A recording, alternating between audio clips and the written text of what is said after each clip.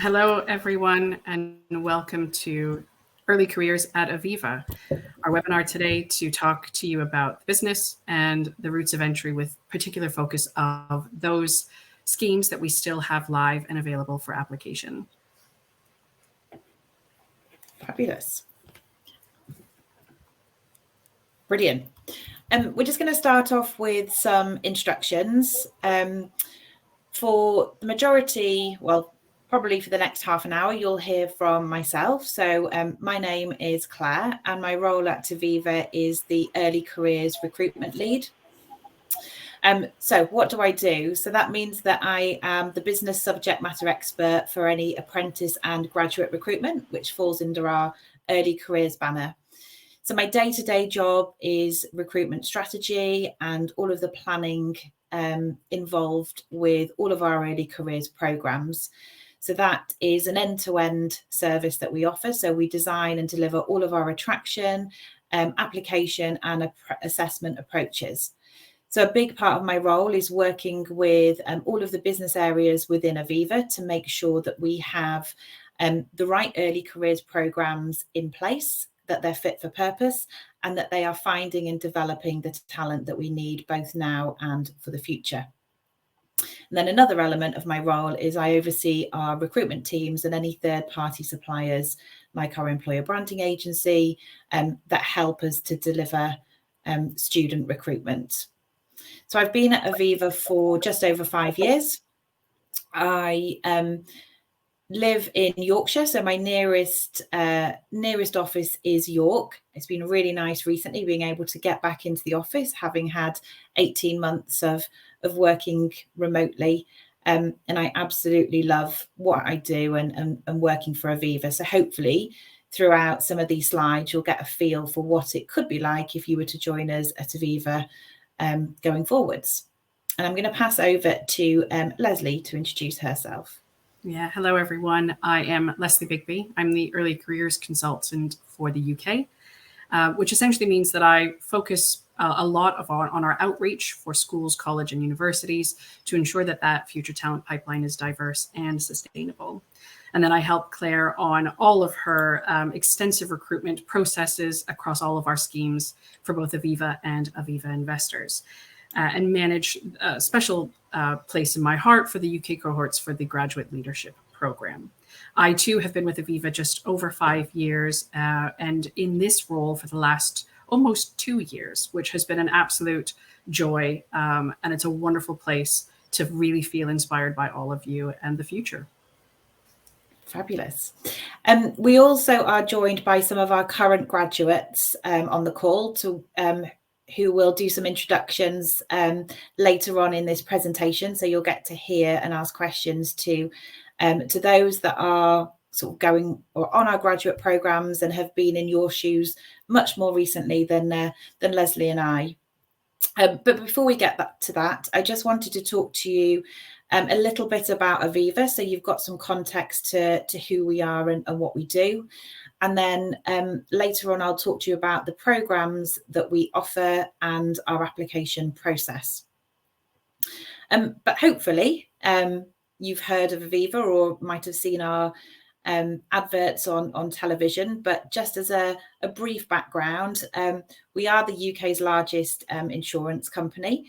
And one of our, I guess, driving forces and what we're really, really proud of is how we put our customers at the forefront of our business. So you can see on this slide that we have 18 million brilliant customers within our core markets, which are predominantly the UK, Canada and Ireland are our biggest markets.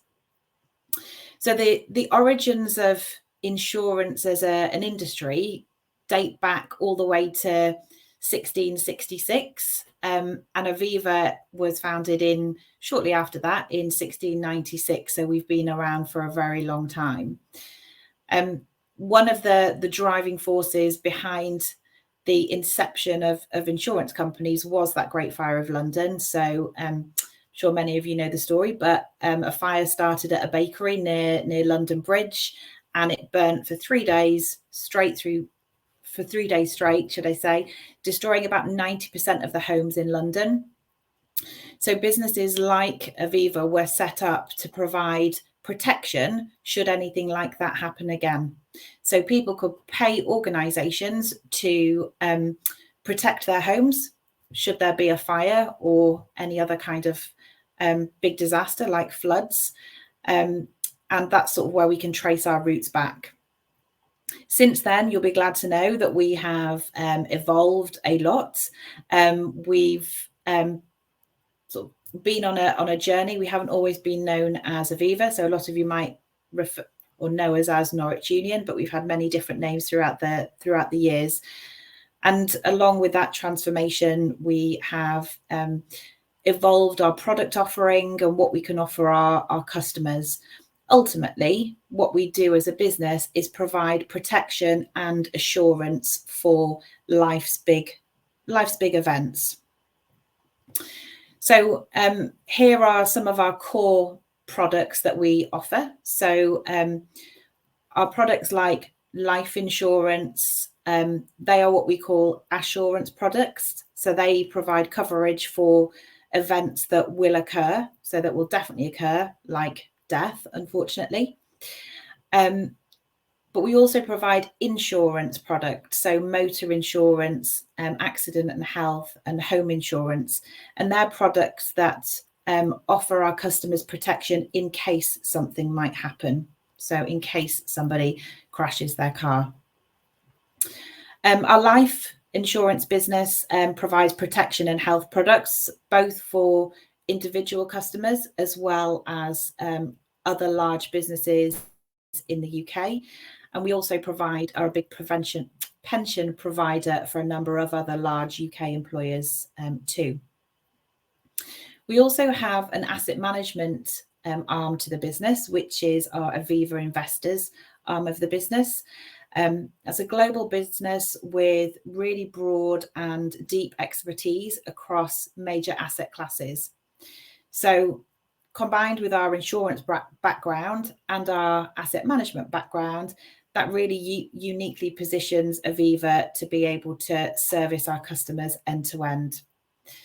And just to give you an idea of sort of size and scale, our Aviva Investors side of the business manage a huge £335 billion worth of assets. So lots of assets under management. The next slide is a short video, and this just will explain to you a little bit about our purpose and why we are here today and what we hope to do.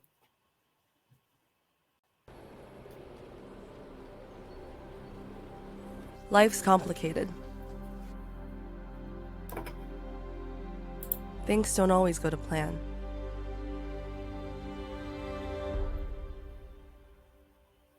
It can be hard to know what to do for the best. We understand that everyone needs someone to rely on. Just ringing today to let you know that we're in a position now to pay your claim. A helping hand in an uncertain world. We're with people when it really matters, to help them make the most of life. We understand what's important to our customers and take pride in doing things well, using our expertise and empathy.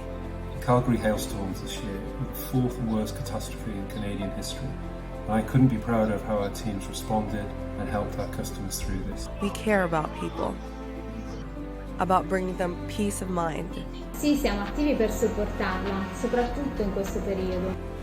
And helping them build a prosperous future.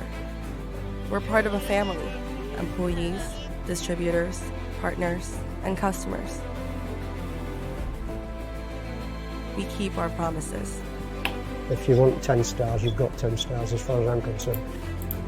We put things right when they go wrong, so our customers don't have to worry about the bumps in the road. We've been taking care of people for over 300 years.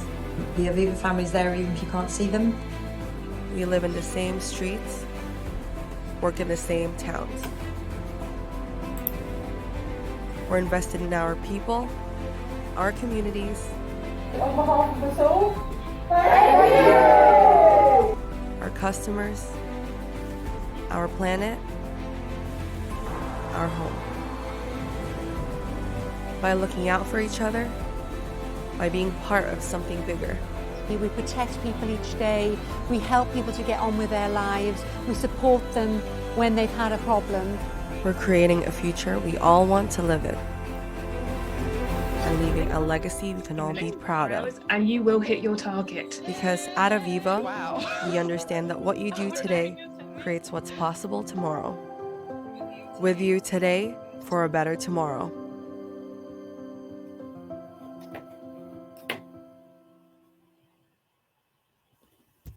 Fabulous. Fantastic. So hopefully that gives you an idea of why we exist as a business today. But then there is a second video which will just explain a little bit about our story and what lies ahead for us. So if we could play the second video, that would be great.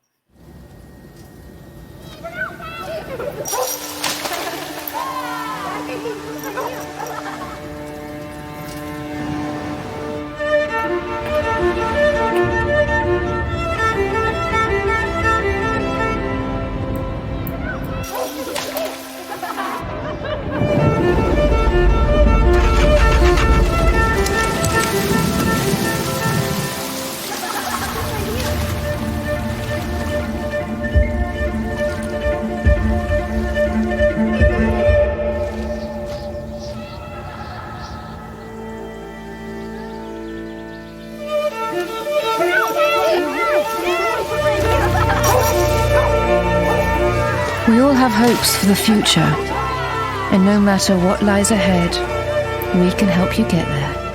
It takes a partnership. It takes Aviva.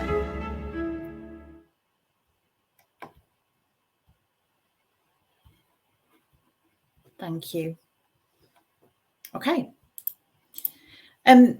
I'm going to talk to you a little bit about our values. So in both of those videos, there's definitely some themes around people and how we care for our customers and how important they are to us as an organization. And like most other employers, we have a set of values that we live and work by. What I would say is that lots of employers or previous employers I have worked for maybe had values, but they were written on pieces of paper, and we weren't actively held to account for each of those. But what I can say is absolutely we are held to account to make sure that us as employees uphold all of our values. So the first one is confidence. And we have this value because fundamentally we believe that the best is yet to come, both for our customers, for our people, and for society. So this is about us as an organisation innovating, looking at ways that we can create value for our customers and for our shareholders, and looking at ways that we can make sure that they can be really confident in the way that we act, behave, and deliver our services. We would like to hope that we are brave and passionate, and we set new standards for ourselves and for our competitors.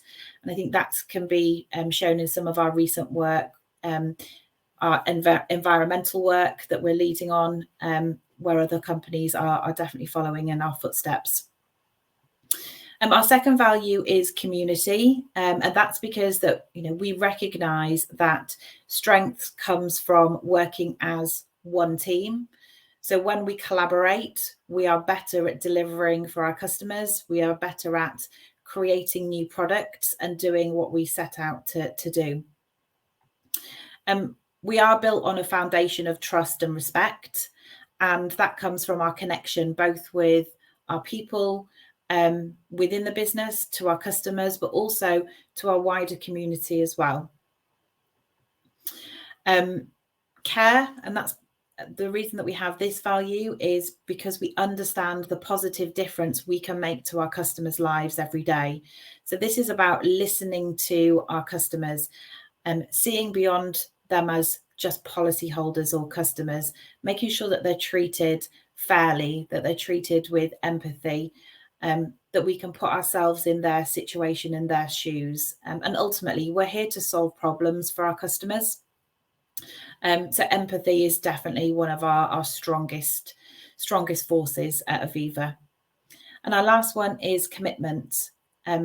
So we encourage our colleagues to act with courage, to keep our promises, both to our colleagues, our community, and our customers, to take ownership of our work. We understand that, you know, the impact that we have on the world, and we take that responsibility really seriously. We do like to sort of play our part in tackling really big initiatives like the climate crisis that we talked about. So in short, all of our values help to underpin the way we work and the way that we interact with our customers and our potential customers. When it comes to our early career scheme, these are all of the types of traits and behaviours we look for in our potential new recruits. So people that are going to be really committed, that are going to care about the work that we do and the way that we treat our customers, and people that are big picture thinkers, you know, able to, you know, call out where there are better ways to do things.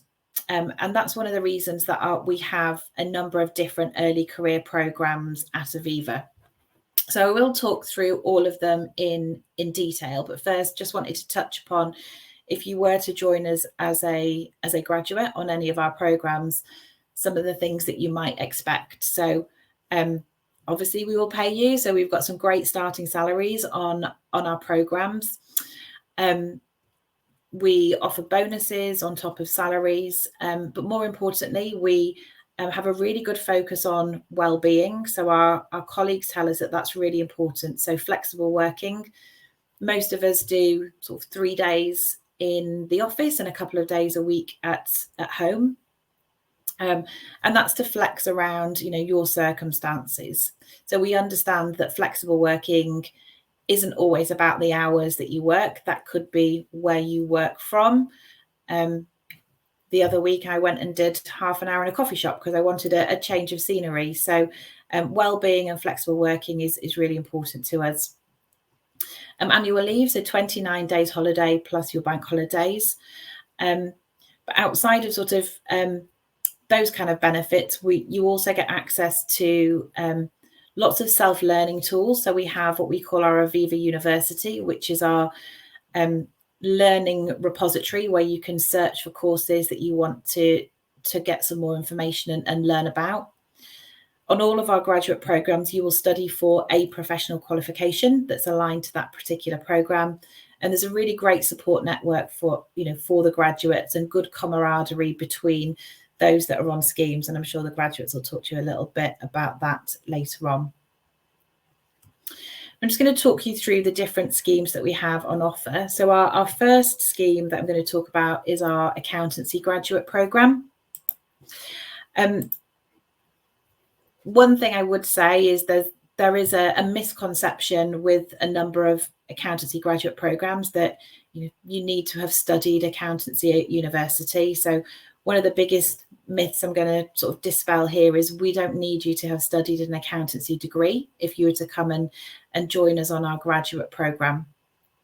We look for people that have studied any subject. So we currently have graduates on program that have studied everything from history, psychology, geography, as well as sort of numerical subjects like economics and maths.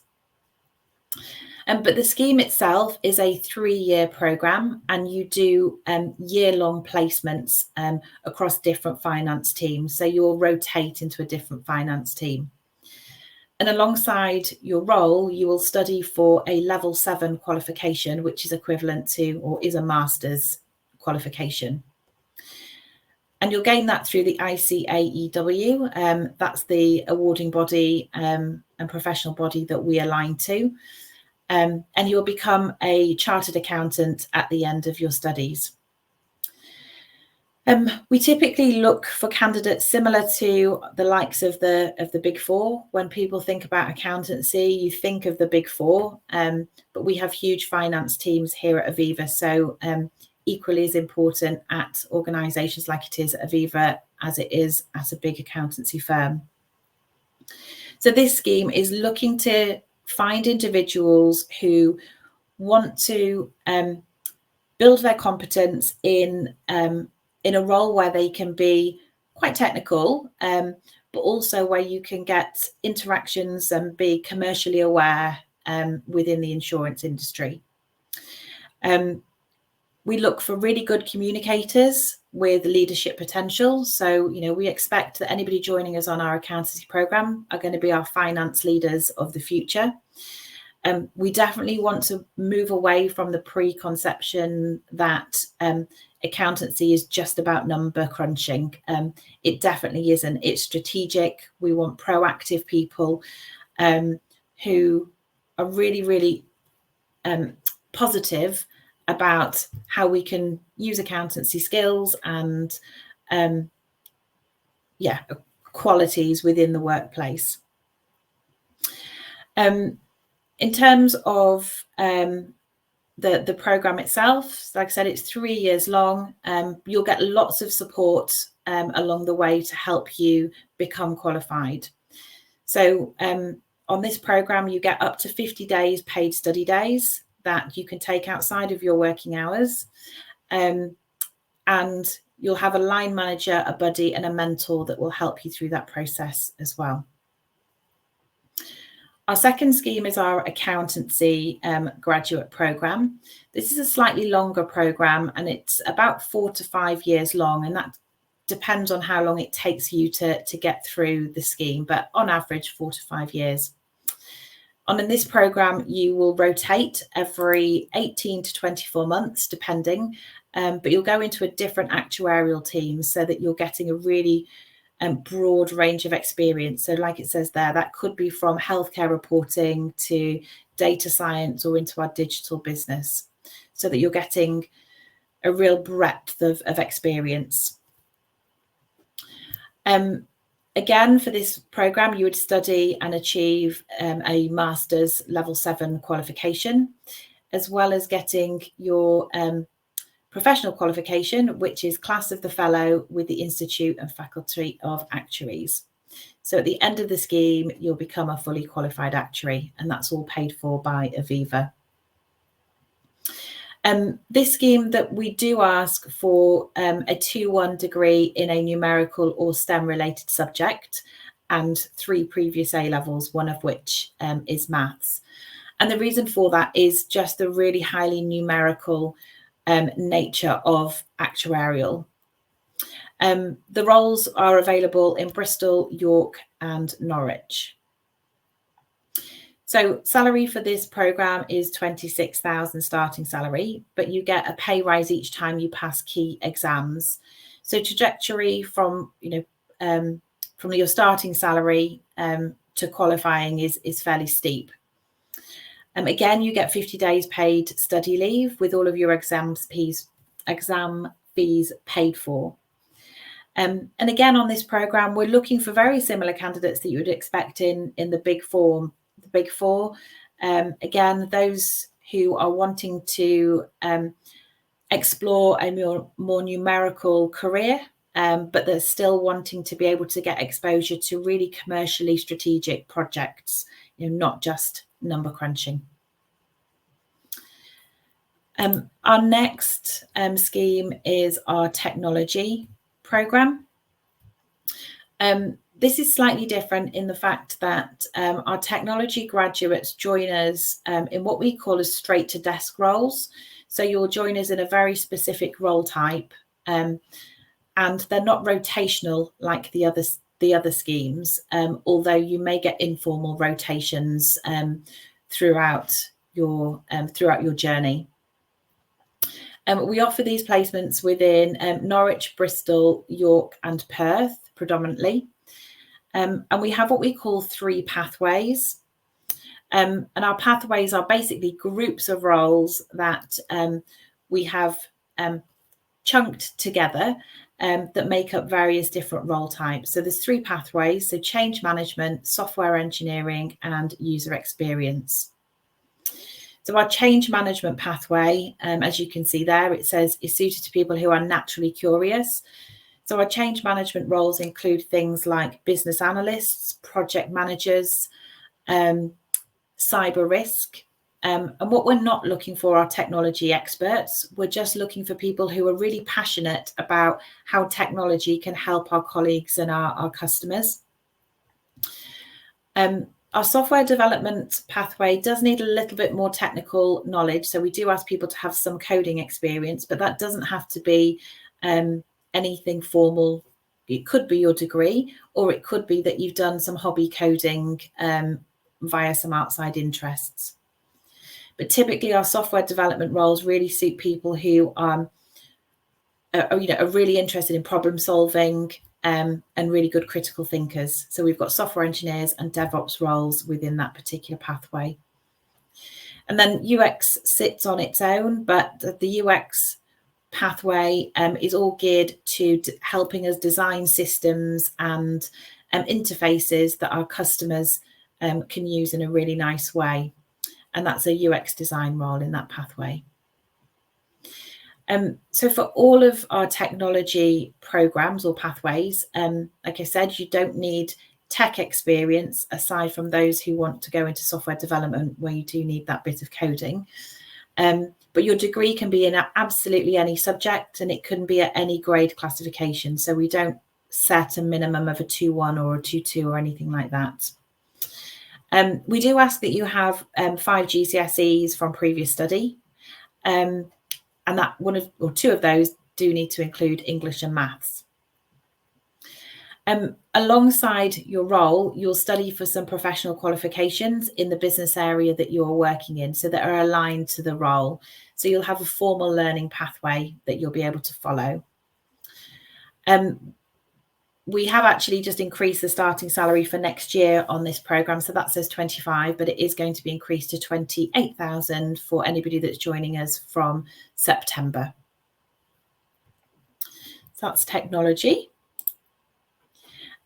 We also, aside from technology graduates, we also offer technology apprentice roles, which are open to anybody. So even if you have a degree, you can study for an apprenticeship if you would prefer to do that than a graduate role. The difference is there that you would either study for a level 4 qualification, so that's equivalent to the first year of another degree, or you could study for a level 6 apprenticeship, which is a degree itself. There are other sort of supplementary routes into Aviva, so for school leavers. So again, aside from apprenticeships, we've got internships and insights weeks.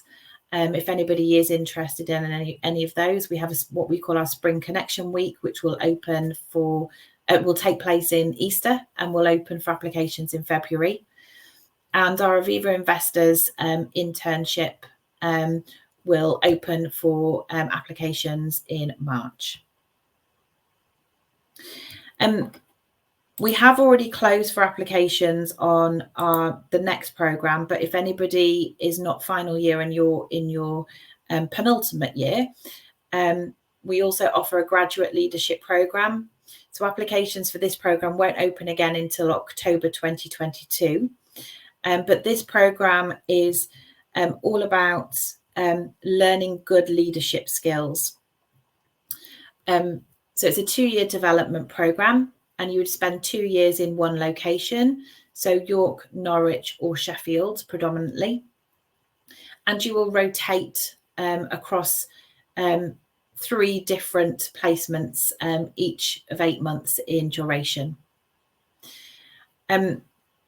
Everybody will do a slightly different rotation, because what we look to understand is from you as an individual what your preferences are and where you would like to go next in your career. But what we will say is that everybody will do a placement in leadership, so that is likely to be in one of our customer facing environments, so really getting to know our customers. So that could be in one of our call centres.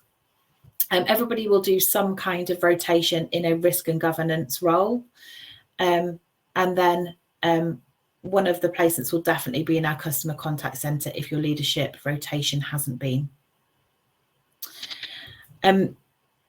This programme is really about finding leaders that want to roll up their sleeve and get stuck in. So leadership to us at Aviva doesn't mean, you know, sitting in a fancy office and directing people and telling people what to do or how to do things. It's about rolling up your sleeves, getting close to our customer, understanding how our business works so that you can make really good strategic decisions once you roll off the programme. Hard work on this programme is really rewarded, as it is on all of the programmes. What I would say is the role wouldn't suit somebody who just wants to, like I said, direct people. It is about those who want to understand how our business works and to get a really good breadth of experience across the business. Our last programmes are for our Aviva investors side of the business. So we have, if we could just skip to the next slide. Thank you. A summer internship, which takes place, as you can imagine, in summer. We have just closed for applications on that one for next year, but our 2023 applications will open in October next year. And that will be for anybody that's in their penultimate year. So that's 10 weeks paid work experience in our Aviva investors office in London. You'd get aligned to one business area and you'd get the opportunity to work on some current live projects. So it's not work shadowing. It's, again, rolling up your sleeves and getting stuck in so that you get some real work experience under your belt. And anybody that is successful within our summer internship is offered the opportunity to return as a graduate without having to reapply the following year. So our Aviva Investors Graduate Programme rolls on from our summer internship programme. And this is all about becoming a technical expert within investment management. Our graduates typically go into one of those business areas that you can see on screen there. So global equities, global credit, multi-asset and macro or real assets. And it's a 2-year training programme. And again, on that one, you will study for your professional qualification, so your IMC and your CFA level 1 qualifications. Like with our many of our other programs, there's no specific degree subject requirements. This is more about mindset. So, you know, we do want you to have an interest in financial services and products, particularly asset management. And for you to have demonstrated some kind of self-learning about the industry. So, you know, we don't expect you to have had work experience under your belt, but definitely some kind of self-learning, whether that's, you know, an online course that you've done or just following other businesses. But there's lots of interesting work to be done on that scheme. And at the end of the programme, you'll roll off into a permanent role. So at the end of the programme, you would need to apply for a permanent role. So everybody will sort of go off in a slightly different direction on that programme. I'm going to stop there to see if there are any questions. Are there any questions so far, Leslie, before I go on to... There are a few for the grads that I think we'll come to at the panel. And there has been a question around assessment centres, which I believe we're just about to cover.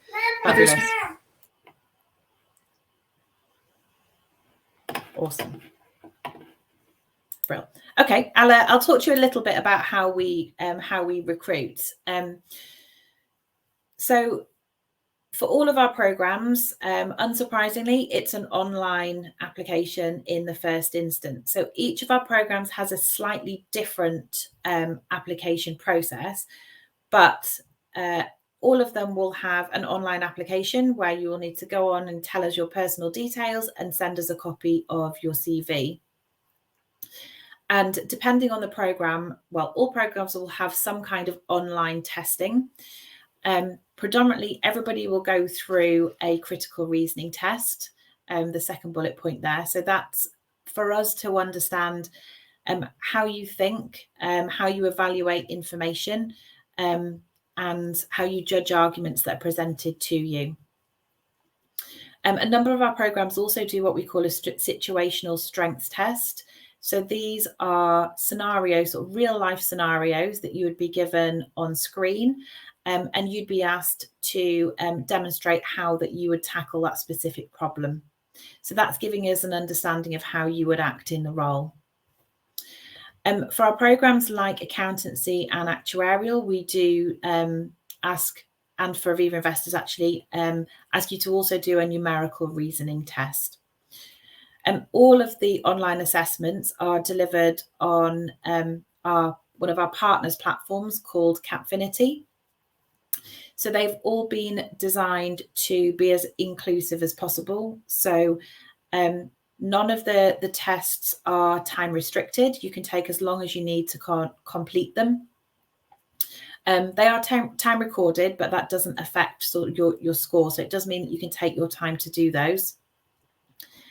If you need any reasonable adjustments making throughout that process for any of those assessments, so if you have dyslexia or dyspraxia or any other kind of adjustment that needed to be made for the process, we can do that within the testing environment. So that could be giving you extra time if you needed that, or giving you an alternative assessment if that didn't work for you. A number of our programs also have a video interview element. So these are pre-recorded video interview questions where you will log into our video interview platform and you'll be presented with a written question on screen, and then you'll have to record your answer to that question for us. What I would say is, if you are going to apply for a program that has any kind of video interview, make sure that you do some practice before on friends and family. Make sure there are no distractions going on behind you.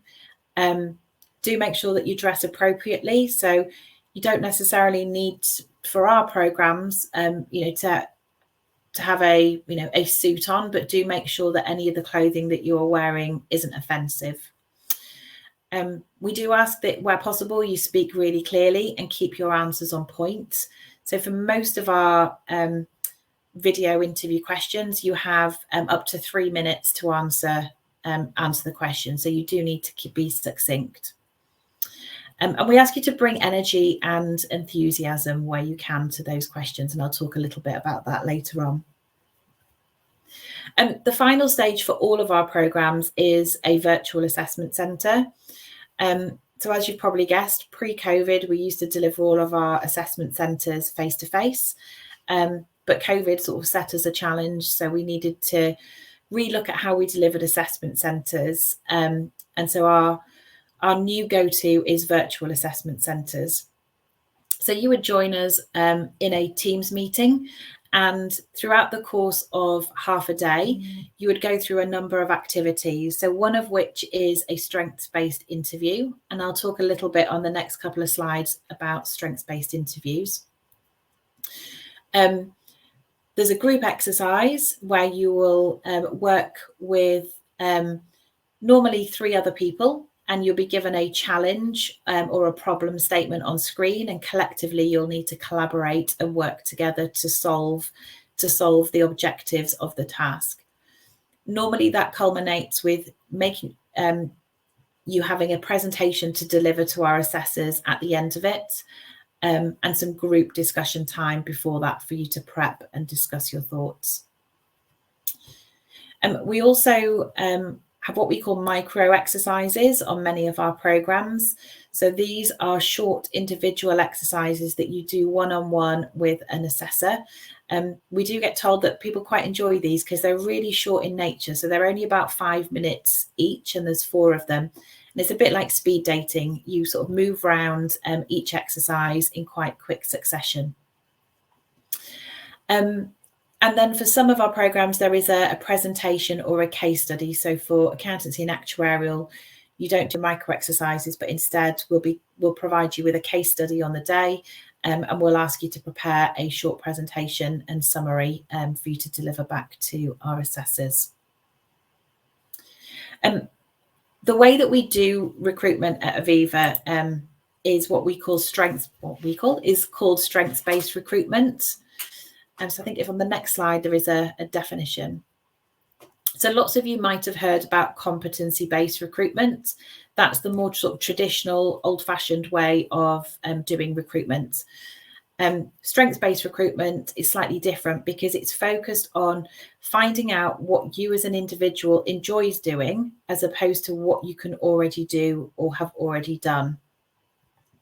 So that typically comes to fruition in things like the interview, for example. In a competency-based interview, you might be asked a question like, tell me about a time when you have improved something. So that the interviewer is really asking you a direct question that they're wanting you to draw upon your past experiences. In strengths-based recruitment, that question might be phrased slightly differently.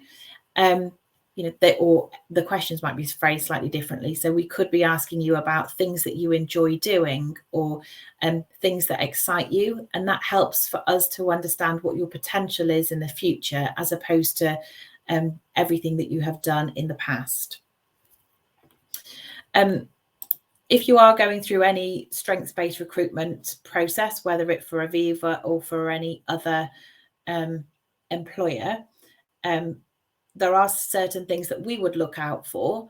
If we could just skip to the next slide. Thank you. So we're letting you into some of our trade secrets here. These are the things that we look out for from our candidates at assessment days. So we look for rich examples. So what this means is, particularly in your interview, we want you to be telling us about things that have happened with quite a lot of detail, but also to tell us about things predominantly that have happened most recently. So, if you're having to provide examples of situations or scenarios that maybe happened 10 years ago, that would indicate to us as assessors that's not something that you're regularly getting involved with. So definitely try and bring examples into your interview of things that you have done recently, and give your interviewer the detail. Don't assume that your interviewer knows everything about the situation. So, do make sure that you give them an outline of what the situation was, what you did personally, and what the outcome was. We are also looking for non-verbal cues as to how you are enjoying the day or the activity. So we're looking at your body language. Typically, if somebody is quite animated in their responses, if they're leaning forwards, that would tell us that you're quite engaged in the activity that you're undertaking. Believe it or not, Leslie and I have witnessed assessment centres where people just fully slump down in their chair, and you can physically see people just look disengaged in the task that they have been given. So just be really aware of your body language when you're interacting in the assessment centres. We also look for energy, and we say energy, but this isn't about physical energy. It's about your engagement levels. We do want you to participate, in things like the group activity. We want you to engage with your other candidates. We want you to have conversations when you're with your interviewers. As an example, we do want you to demonstrate to us that you're enjoying the topics that you're being talked to about. We also look out for authenticity. So how authentic do you come across? Are the examples that you're giving, do they ring true? Are you telling us things that you enjoy doing, but your body language and your words and phrases are telling us different? So our assessors are looking for authenticity. And they're looking to listen to what you say and how you say it. So your tone of voice. So changes in your voice are really good indicators of how, if you're enjoying a topic or if you're enjoying a task. And likewise, the words and phrases that you use will be picked up on as well. So in an interview, if you're talking about things that you love doing, that things that always come naturally to you, or things that you regularly getting involved with, that's really positive language that would indicate to your assessor that you're enjoying that topic of conversation or you're enjoying that activity. Likewise, if you're talking about things that de-energize you, or the things that you leave to the last on your to-do list, they're probably indicators to us that that's not something that you're too interested in. So just be aware of all of those things when you're in an assessment centre. So that's the programs that we have on offer at Aviva, and a little bit about how we recruit. So we are going to sort of go to a Q&A now with our current graduates, who would be happy to answer any questions that you might have for them. That could be about their experience on the program, what they enjoy, what they don't enjoy is also a good valid question. But yeah, no holds barred questions for our grads. So we've got with us today, we've got Gabby, who's on our technology program. We've got Emily from our accountancy program. We've got Sophie from technology as well, Minhas from accountancy, and Jessica from actuarial. So I'm going to hand it open to any questions to the grads. There has been a question in the overall chat where people are curious as to what degree and university that our graduates went to. So we could open up that way. I think would be really helpful. So Gabby, would you mind sharing? Yeah, so I went to the University of Nottingham and I did philosophy and psychology, which is entirely unrelated to what I do now. And Gabby, your role at Aviva, do you want to tell us a little bit about your role, just to put that into context? Yeah, so it's a bit different. So I'm obviously on the technology graduate scheme, but I'm on the net zero team. So Aviva have an ambition of being net zero in their operations by 2030, which I could talk about for ages, but I'm conscious that we don't have ages left. So I'm not going to go into too much detail on. But yeah, I'm working on that and looking specifically at our supply chain, which isn't exactly the role that I was expecting to go into. But as I mentioned, someone asked a comment with how I knew I wanted to work at Aviva. Aviva is so passionate about the environment and sustainability, and that was probably the main thing that drew me to Aviva. So the fact that I get to work on something I'm so passionate about is really exciting. Would you say, Gabby, that obviously your degree might not necessarily have been totally aligned to that particular role? Do you think that has been a drawback at all? No, like I personally feel it's unrelated, but I gained a lot of analytical skills, especially from the philosophy side of my degree, which I find useful in my day-to-day role. Obviously, I don't always think, oh yeah, I'm using my degree. But it hasn't been a drawback. Like I don't feel like it's held me back. And also there's been so much support when I have had questions or needed help that it hasn't been a challenge for me. Fabulous. Thanks, Gabby. And I think Sophie's got a question. So I can see you typing, Sophie, but you might want to verbalize your reply. So I think somebody's asked you why you might have applied for the technology program over other tech companies. Didn't realize I was typing there. So so my name's Sophie and I studied at the University of York. I did a 4-year maths undergrad, and then I stayed on and did a master's in music. So yeah, really unrelated to, apart from joining the choir at my local office in York, I don't use my degree. But the reason why I wanted to apply to the graduate scheme was because I really feel like Aviva cares about its employees. I mean, it all comes from the Aviva values, the fact that we care so much for our customers and we see them as people, not just as numbers and policy holders, and that also really just reflects on how Aviva treat its employees as well. And I looked at all the skills that I would gain, and my overall aim with wherever my career goes is I just want to be able to help people and create good change. And so I thought that tech is something that really interests me, and that was why I sort of went for Aviva, was because I felt like they would give me all the skills I need to do what I really wanted to do, and it was a brilliant place to work. For transparency, I did already work at Aviva. I graduated in the pandemic, wasn't sure what to do, and took an entry-level role in IT.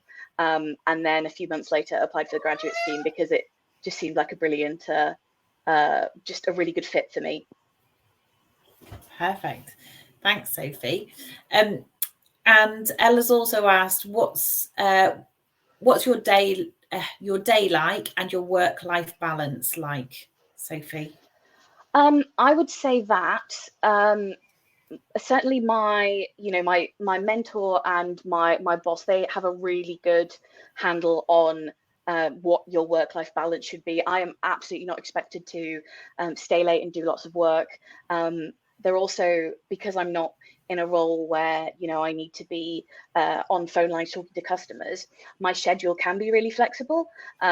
So if I wanted to leave early tomorrow, I could always work a couple extra hours tonight, and that's really nice. I would say that working from home, you personally have to make a real effort to ensure you have a work-life balance, because it's so easy to just stay on an extra hour, keep checking your emails. In terms of my day-to-day, it varies every day. I work in the same team as Gabby, trying to make Aviva sort of carbon zero. And because there's a lot of exploratory work going on, we're still trying to figure out how we're going to do this, what we're going to do. So, on a typical day, I will look at, I might have a meeting with some people across the business or externally to try and figure out, what can you offer to help our goals? How can we help you? I might meet with various head of areas to say, well, how is transport doing in terms of getting towards net zero?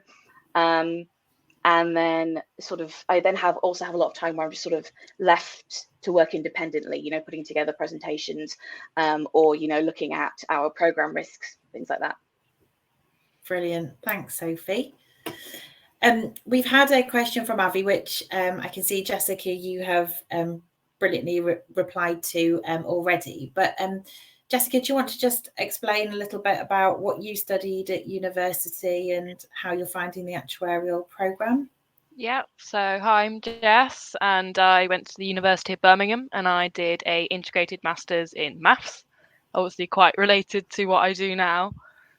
So currently I am in the life side of Aviva, so I work in personal protection pricing. So I price life insurance, and I work with our strategic partners. We sell insurance through different streams, through Aviva directly, but we also sell through some banks and some estate agencies, and I work with them to help price their insurance. So I do a lot of different stuff in my day, so I can do some kind of analysis to see if there's any trends in kind of where our things are selling best and where they're not, and just general pricing of the insurance, really. So yeah, I'm finding it pretty good at the moment. I was kind of chucked into the deep end to start with. We were quite busy when we first started, and required you to kind of think on your feet and make sure you get the work done on time. But now it starts to ease out a bit, and I have more time to think about my studies.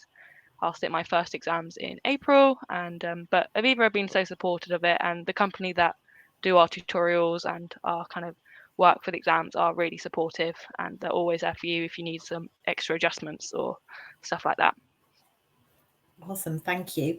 And I can see Avi's question was about the presentation on the assessment day, and I can see you've replied, but yes, I can confirm it will be the same as for this year. Create a PowerPoint on the day based on some information that we send across.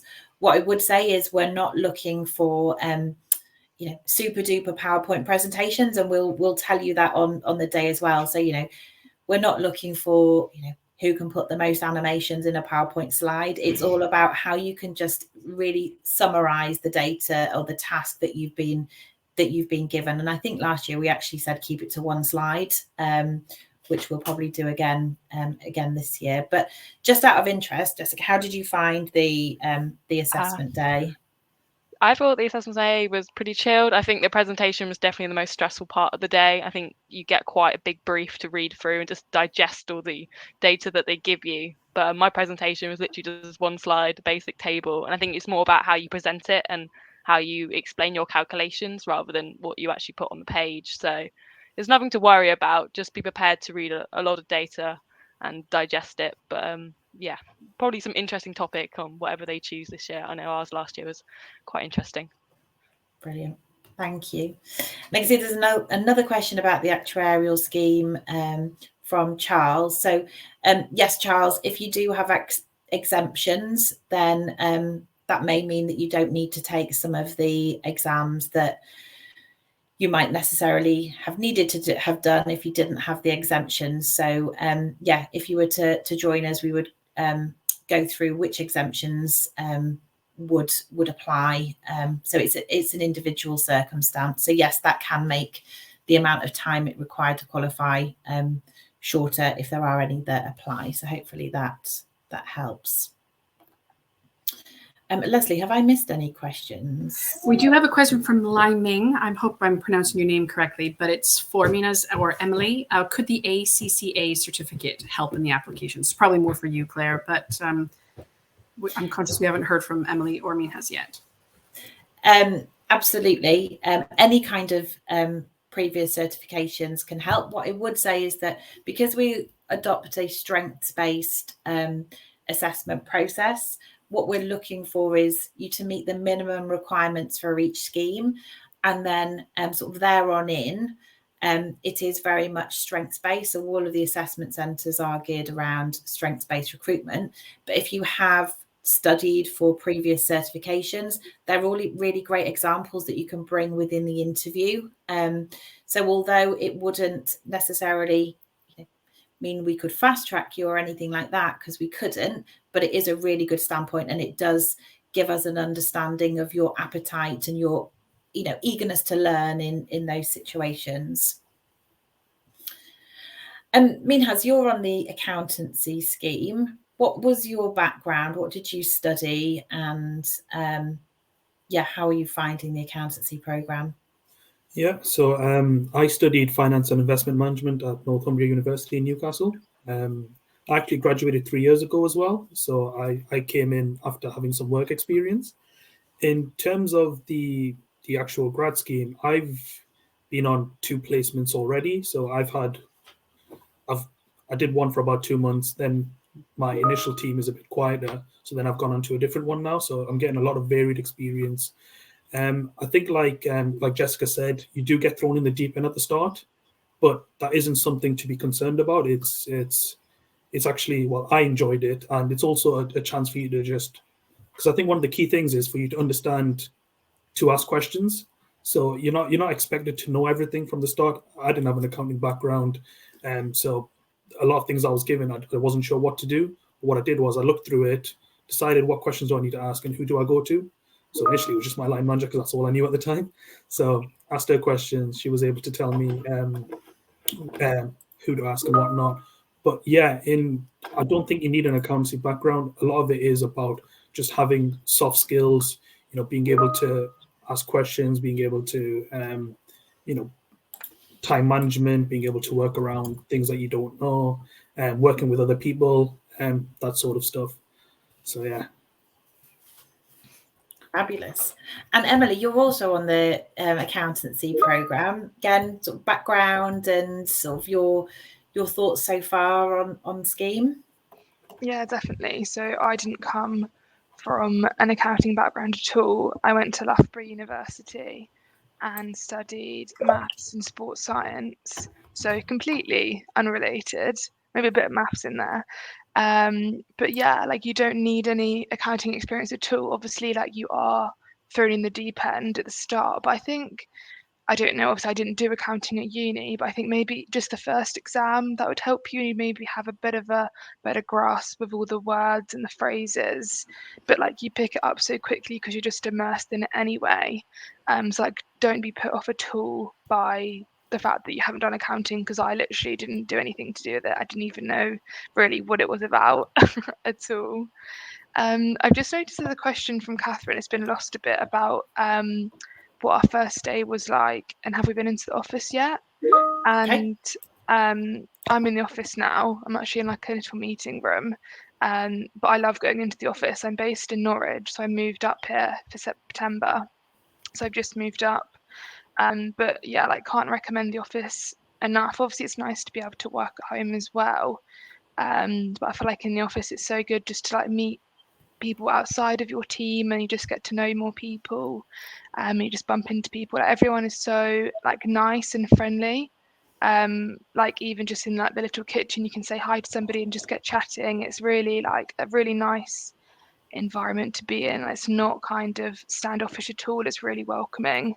I feel like that really just comes back down to the values and stuff. Actually, you can see it, which is quite nice. I feel like some companies are very like, oh yeah, we do this, we do that, but then you get there and it's not really like that. But no, you can't say enough good things about it, to be honest. It's been really nice starting at Aviva, definitely. Thanks, Emily. And there's a question about tips to prepare in a group setting. So I'll just cover that one quickly, and then I'll ask the grads just for your thoughts on the group exercises in particular. But what I can say is, in the group exercise, regardless of because each of the schemes will have a slightly different group exercise, but the general themes that we're asking our assessors to look out for are, number one is your collaboration skills. So how well are you participating in the group discussions? So what I would say is do get involved in the discussions. It can be, some people can find it quite tempting to sit on the periphery of conversations and not in part, but the assessors do need you to say something for them to be able to assess you. So, please do make sure that you participate. On the flip side of that, it isn't he who shouts the loudest gets heard. It's all about making valuable contributions to the group exercises. So, you don't need to be talking constantly.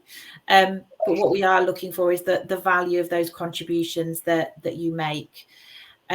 How well you interact with the other participants in the group.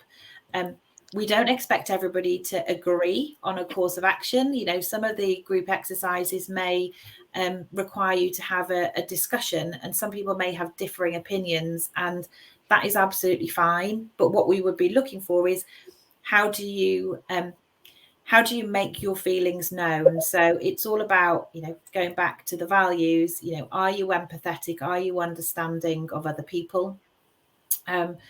Like you'd expect in a working situation, if somebody gives some really good input, tell them, this. I think there can be a misconception about assessment centres that they are very competitive and you have to compete against your fellow candidates. Some other employers' assessment centres may be like that, but ours are definitely not built like that. And hopefully the grads have had similar experience. But this is our assessment centres, in particular the group exercise, are all about understanding how you work in a group situation. So be kind to everybody in that group scenario. And the last one for me is we are always asking the assessors to make sure that as a group, you've taken notice of what the task is. If there are 4 objectives that you need to deliver, make sure you plan for that. So if you've got half an hour, you might want to just give yourselves a couple of minutes at the beginning of that group exercise to make a quick plan. How much time do you want to speak about, and chat about, the topic? How much time do you want to do the doing? So don't be afraid to actually take a few minutes just to take a step back and make sure that everybody has understood the task in the same way, because that will save you time in the long run. And I said the last one, but actually last one will be prepare for the unexpected. Things change. We're all probably working on projects where they might not have gone to plan. So do try and build in some contingency, and if things change or the narrative changes, take that as a positive. Try not to be despondent about that. So I don't know if obviously you guys have all been through it much more recently than I have. What would your top tips be for the group exercise? What I would say is be wary of time. I think that's quite key. As mentioned, the task can change. You might get an unexpected change to the scenario, but as long as you're prepared, as long as you've got you're aware of time, then you'll have enough time to manage it if something does come up.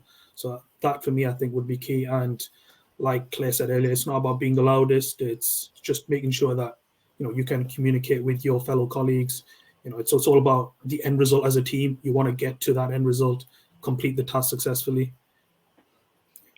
Brilliant, thank you. Yeah, I can't. Just echoing the thing about time. If it might sound a bit daft, but one of you might want to, because you'll be in a group of about 4 people. One of you might want to say, "Okay, I'm going to be the timekeeper." And on that note, don't be afraid to assign roles. The worst thing is, because we all want to be sort of nice and polite, and you don't want to come across as somebody who would be horrendous to work with, who dominates the conversation, but it would be equally detrimental to your presentation at the end if you spend 10 minutes politely saying, "Oh, no, I think you'd be a good leader." It's okay to say, "Actually, I think Emily would be really good to lead this. I'm happy to make notes," something like that. There's also, throughout the day, there's a lot of self-reflection. So they might ask you, "How do you think that went?" They might ask you, if the brief changes, they might say, "How did you feel about that?" So just come in with a mindset of just being able to reflect on how it's gone. And I think too that as well, there's a piece about I guess honest reflection as well. We aren't setting tasks that we expect you to get 100% correct, and often there is no necessarily specific right way or wrong way to come to to deliver all of the objectives of the task. So yeah, don't be afraid in those exercises. People do tell us afterwards that they really enjoy it, but I appreciate that is often the exercise that people can be probably most anxious about, because you are being, lumped in a group with people that you've only met maybe an hour or two before. But again, that's really reflective of how we all work. I've probably, aside from recruiting all of the people here on this call, we've not worked together since, but we're dropped together on a call, and actually it's about making the best of the situations that you've got. So I think some good advice there. Anything else on group exercises or assessment centre tips as a whole from any of the rest of you? I would say, obviously mine and Mihaz's assessment centre was online. I think it was like the first one that was done. Oh, and yours as well, sorry. And I would say, I know it's really hard, but try not to, obviously you want to get your voice heard, but try not to speak over everyone, because there's probably going to be somebody in your group who is doing that. And at the end of the day, it's going to look better if you try and listen to people, say, "Yeah, really good point, what do you think?" as opposed to just getting your point across and not listening. It's important to have a two-way street. What else on the assessment centre? But don't be scared about it. It is fine. And I think it's quite nice as well, because at the end of the day, you are in your own space. So make the most of how comfortable you feel in your own room, wherever you're going to sit it, and just remember that just feel comfortable and just be yourself, and you will just come across well. And that's all that matters. They can see through the people who put on a front and everything, and you'll be fine. None of the exercises are designed to trip you up. They are actually designed specifically to try and bring the best out of you for each of the schemes. So as much as it's easy probably for us to say sitting on the other side of the fence now, but we do want you to perform well, and we do want you to feel really really comfortable and confident. So all of our assessment centres start off with an orientation session before we actually set you off into different activities. So there is always a welcome session where we will talk you through what you can expect of the day, answer any questions, and make sure that you're all really comfortable before you actually go and do the exercises itself. And you'll also get brochures and guides ahead of, along with your interview confirmations or assessment centre confirmations, that will set the scene for you as well. So nothing should be too much of a surprise. What I would add as well is, so I think one of the great things at the start of the assessment centre was Andy, who was our scheme lead, told us all, look, you're all here on merit, you all deserve a spot. Unfortunately, there is only six spots available at the time. So if you make it to the assessment centre, just know that you are good enough to get on to get on this scheme. It's all about just those little differences, those soft skills I spoke about earlier. What I would suggest is also to do a lot of prep. Make sure you have an idea of what questions might be asked. Try and have examples of different skills that you want to showcase, leadership, working outside. If you get a problem, thinking on your feet, working under pressure, stuff like that. Just try and think about what questions or what skills will Aviva look for in that role, and try and have answers or scenarios that you can think of for that. And I think that will put you in good stead. I would say just following on from that, I think as well, obviously in your interview, in the assessment day, make sure you have questions at the end to ask your interviewers, because I think as well, I don't know about the recruitment side, but I feel like if you have good questions to challenge them and be like, what am I going to get out of it? What are you looking for? It shows how interested you are in the job and how much you would like it and how much you're interested in it, which is important as well. Yeah, absolutely. Leslie, are there any more questions that we've missed in the chat? Haven't got mine open, that's all. Just swing through. So there's one more. So is there a way to join the recruitment side of Aviva?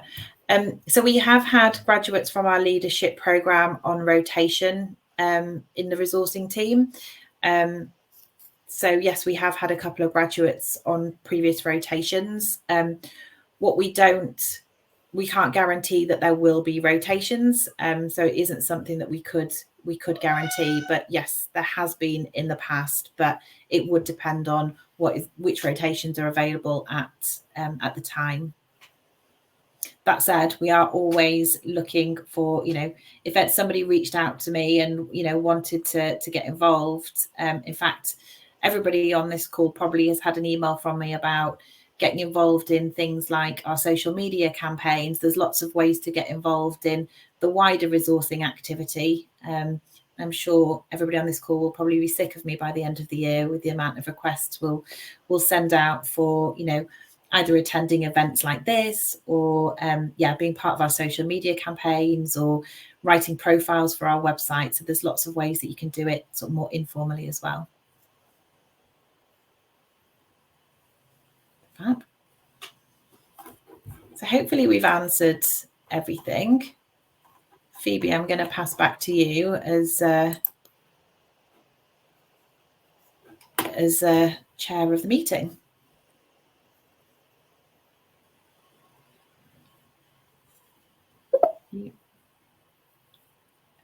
Are you there, Phoebe? So I think Phoebe will end the webinar as it's coming to a close. So I know that all of the grads on this call and myself and Leslie, if you do have any questions after this that you want to ask, feel free to reach out to any of us on LinkedIn. And if we can't answer the questions, I'm sure we definitely will find somebody who can answer the questions. But yes, the webinar is coming to a close, but feel free to reach out to us in other ways if you are interested to learn more. Thanks, Ella.